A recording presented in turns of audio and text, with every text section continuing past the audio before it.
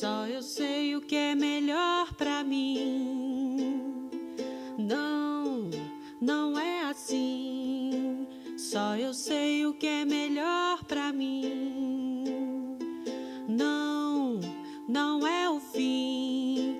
Isso não pode terminar assim. Fuck the state. Fuck the state. Vamos lá. Eu participei do podcast Um Policial versus 30 Maconheiros recentemente, né?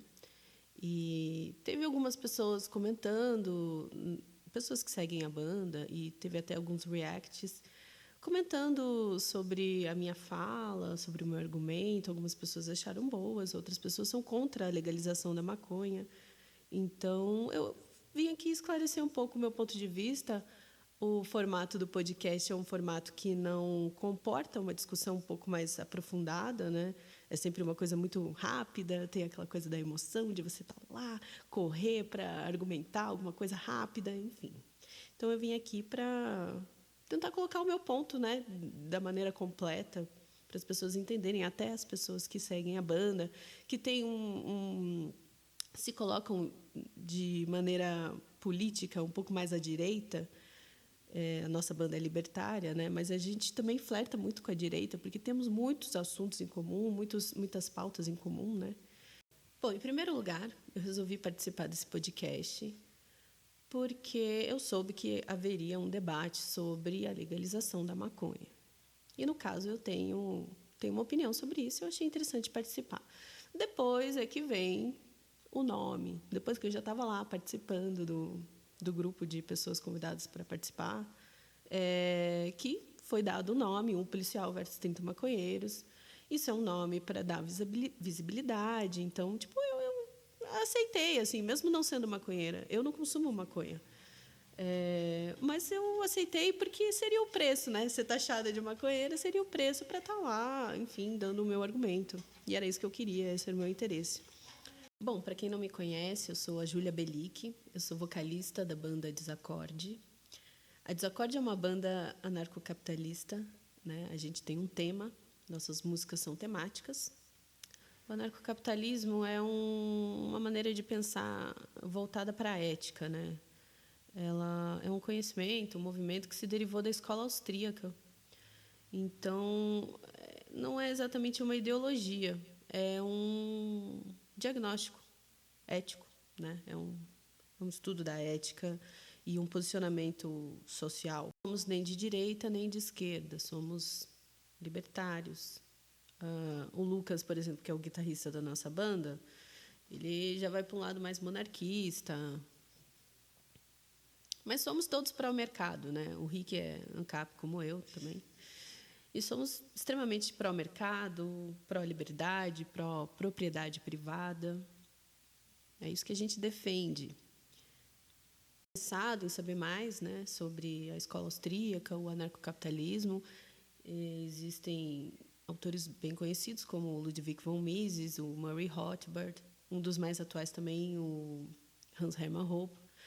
E assim, tem muito conteúdo na internet, tem muito anarcocapitalista que tem canal, que explica certinho como são as coisas. Então, quem tiver curiosidade é só procurar, digita ali anarcocapitalismo, você vai. Como eu ia dizendo, eu resolvi participar do podcast porque a maioria das pessoas escutam argumentos da direita e da esquerda, e nesse debate mais popular nunca tem a visão libertária. Então, eu realmente estava com a intenção de ir lá para espalhar a palavra libertária. Vocês podem observar lá no podcast, no final, o Sargento Castro ele fala um pouco, né, a opinião dele no final, fala que bandido bom é bandido morto, não sei o quê. E você pode ver lá, aparece eu, o Rick, que também é da banda, é o baterista, e o Tramonta, que é um amigo nosso, libertário, que foi quem chamou a gente para participar. Os três apoiando o Sargento Castro nisso. A gente não apoia vagabundo. A gente não apoia vagabundo. Pelo contrário, vagabundo tem que levar bala, entendeu? Matou alguém, estuprou alguém, bala, punição. A gente não está aqui para passar pano para bandido. A questão é o que eu quis fazer nesse podcast foi diferenciar o crime do não crime. O crime com vítima e o crime sem vítima. A compra, a venda e o uso de substâncias psicoativas não é crime. É um crime sem vítima. Portanto, não é um crime. Né? Não me interessa se está na Constituição brasileira, se está na Constituição ou não está de determinado país. Você pode até ver como essa lei ela varia de país para país, porque não é uma lei absoluta. A lei verdadeira ela deve ser axiomática, ela deve ser não contraditória, ela não pode ser contraditória. Eu estou te mostrando a contradição agora mesmo. Se você usa, ou vende, ou compra de maneira voluntária essa substância, e não existe nenhuma vítima dessa consequência, por que raios isso é considerado um crime? Crime sem vítima não é crime. Agora, segura aí. Existem outras condições que a gente precisa analisar depois disso. Quem vende a maconha é o mesmo cara que assassina, que rouba, que estupra, que faz terrorismo de território. Bala. Não interessa se ele não pratica um crime. Se ele pratica um crime, ele tem que ser punido. Quem compra maconha é o mesmo cara que assalta o trabalhador. Bala. Punição. Ok, devido às proporções, tem que ser punido. Eu não estou passando pano para o crime. Eu estou diferenciando o que é crime e o que não é. Se a mesma pessoa que não comete um crime também é a mesma pessoa que comete um crime, então ela tem que ser punida. E tem que ser punida pelo crime dela, não pelo não crime dela. Eu sou a favor da liberdade individual. O Estado ele não tem a permissão, nem o direito, de dizer o que o indivíduo vai usar, vai colocar ou vai, enfim, no seu próprio corpo. Não tem. Seja drogas, sejam vacinas, seja qualquer coisa. O corpo é do indivíduo. Quem é o Estado para dizer ao indivíduo o que ele deve ou não fazer com o seu próprio corpo? Quem? Mas o mesmo cara que usa a droga, ele vai ficar chapado, ele vai ficar doidão, ele vai lá e vai cometer um crime. Você não pode punir uma pessoa antes que ela cometa esse crime. Isso é direito básico. A lei, ela vai punir algo que já foi feito no passado. Ela não pode prever o futuro. Então, se essa pessoa consumir droga e, posteriormente, cometer um crime em detrimento disso, o crime que ela cometeu, ela deve ter uma punição por esse crime. Não por ter consumido droga. Ora, tudo que eu falei é um argumento ético. E eu, como libertária, eu faço questão de dar, em primeiro lugar, o argumento ético. Porque ele basta para essa discussão acabar. Mas as pessoas gostam de dar argumentos utilitários e de ficar no utilitarismo o tempo inteiro. Francamente, a nossa sociedade não está preparada para ter uma discussão ética sobre as coisas.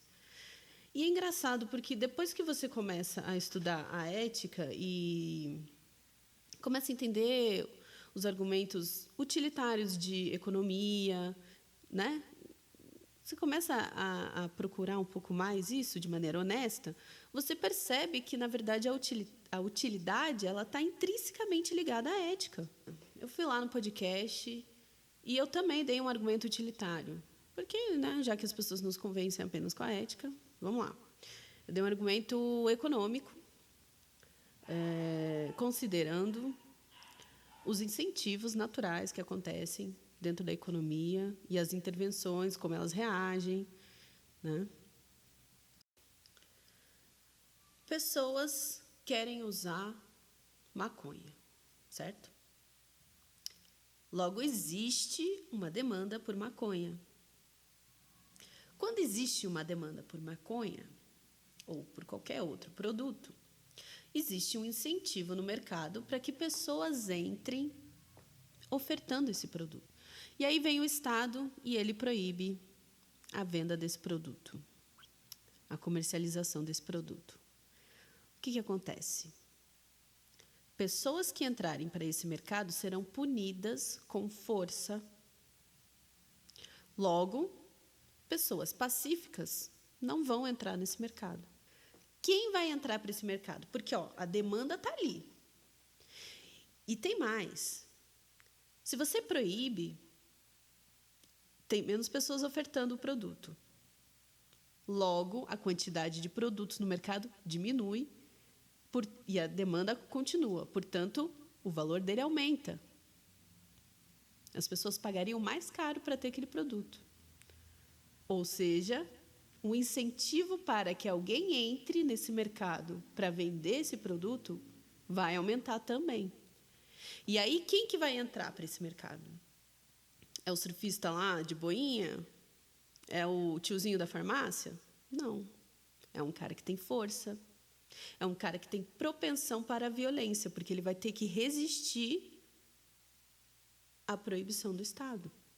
Agora, percebam como o Estado, assim como eu disse no podcast, o Estado incentiva o monopólio do PCC, do Comando Vermelho, dessas facções. Não tem concorrência. O Estado ele trata de eliminar a concorrência pacífica para esse produto. Então, apenas sobram pessoas violentas ofertando ele no mercado. E, além de acabar com a concorrência, você forma um monopólio.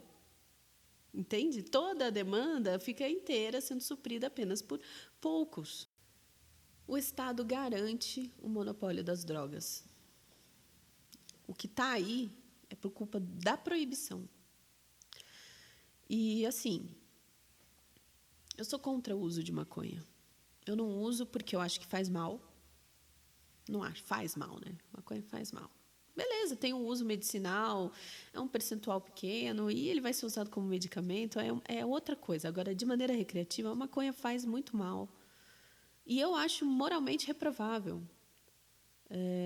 Entenda que eu estou diferenciando aqui o que eticamente se pode ou não fazer e moralmente é uma questão pessoal. Para mim, a maconha não é legal. Na minha opinião, o indivíduo ele se enfraquece quando ele usa drogas. Né? Ele foge da realidade, ele abdica da consciência. É um comportamento de fraqueza. Eu já provei maconha, já usei por diversão, não faço mais isso faz muito tempo e reprovo completamente, acho moralmente reprovável. Não sou perfeita, ninguém é perfeito, todo mundo é pecador. E não é porque você já fez algo que você não tem o direito de achar que aquilo que você fez é ruim. Você tem. Você pode dizer, é ruim. Eu fiz uma coisa ruim e eu não aconselho que os outros façam. Eu afirmo, a proibição das drogas é pior do que usar droga. É muito pior. Você criar um monopólio por causa dessa intervenção do Estado, você criar um monopólio. Olha o terrorismo de drogas que a gente vive no mundo. Não só aqui no Brasil. Olha quantos narco-estados existem. É burrice achar que proibir a droga vai resolver alguma coisa, vai salvar crianças. Não, isso daí você tem que delegar para a família dessas pessoas. Você tem que... Existem maneiras incríveis de você regular uma droga sem ser a partir do Estado. Você pode criar certificadoras que vão mostrar se a droga tem qualidade ou não, e elas sendo privadas, elas vão concorrer entre elas, então você só vai consumir... Se você tem o interesse de consumir um bom produto, você vai escolher o melhor selo. Você pode ter igrejas ajudando em campanhas contra o uso de drogas, as famílias... Cara, de maneira privada, não mete o Estado. O Estado é uma máfia. O Estado só ganha dinheiro com a proibição das drogas. Assim como eu disse lá no podcast, o PCC está lá em Brasília. Eu tenho uma amiga que ela veio conversar comigo, né? Ela é mais à direita e ela é contra a liberação das drogas. E ela veio conversar comigo, né? Eu vi o seu podcast e tal, vi um react aqui e tal, falando que você defende bandido e tal. E eu sei que ela não acredita nisso, ela me conhece, mas né? E aí, eu, conversando com ela, dando os meus argumentos, ela rebatendo, ela me fala assim, mas, Júlia, é utópico isso, o Estado não vai acabar. Né? Sempre vai ter uma regulação, por mais que você libere, o Estado vai regular, e aí ele vai botar imposto, vai botar o peso do Estado, vai ficar mais caro, as pessoas vão continuar comprando do traficante. Eu discordo disso. Eu discordo disso. Em primeiro lugar, é só a gente ver o álcool. Né, a lei seca nos Estados Unidos, a gente conseguiu ver muito como que se desdobra você proibir uma coisa que tem uma demanda, né, um produto com demanda real. Criou-se máfias para vender o álcool. E assim, até no Brasil você vê pessoas comprando álcool, elas gastam fortunas do salário, mesmo as pessoas pobres. Elas gastam fortuna com álcool. Álcool legalizado. Elas compram na vendinha aqui do lado, no posto, compra ali na adega, compra nas baladas, nos bares. Né? Dificilmente uma pessoa vai querer subir o morro com risco de bala perdida para comprar uma garrafa que é um pouquinho mais barata. Aliás, né, o metanol está aí para mostrar como o peso do Estado deixa o produto caro. Aí vem um filho da puta vender uma bebida falsificada com metanol. Por quê? Porque é a consequência da regulação estatal, gente. É muito claro isso. Você pode regular de maneira privada uma bebida, uma droga. Você pode. É isso, eu quis explanar melhor o meu argumento. Meu posicionamento é a favor das pessoas de bem, que estão ali querendo conviver de maneira civilizada. Eu quero que vagabundo se foda mesmo. Eu só realmente tenho uma opinião um pouco diferente da que as pessoas estão começando acostumadas a ouvir, né? E é isso. Vamos todos tentar caminhar para uma sociedade melhor, né? Abraço para vocês. Escutem as músicas da Desacorde.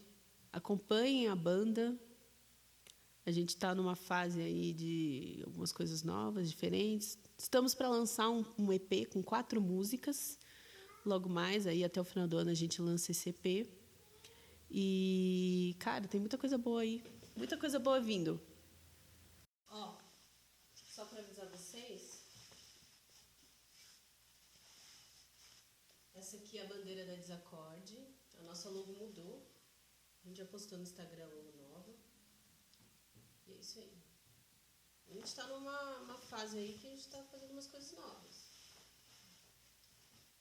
Enfim, outro argumento que eu acabei não comentando, e eu vou comentar de novo agora, no final da minha fala lá no podcast, eu cheguei a falar sobre o legalismo do Sargento Castro, né? Então, eu apontei, e aí, a lei pode estar errada? E ele falou, não. Como não? Como que não pode estar errada? Eu dei o exemplo da escravidão. A escravidão estava na lei. Ele chegou a falar que estava certa naquela época. É bizarro, né? Assim, é uma afirmação bem horrorosa de se dar, né?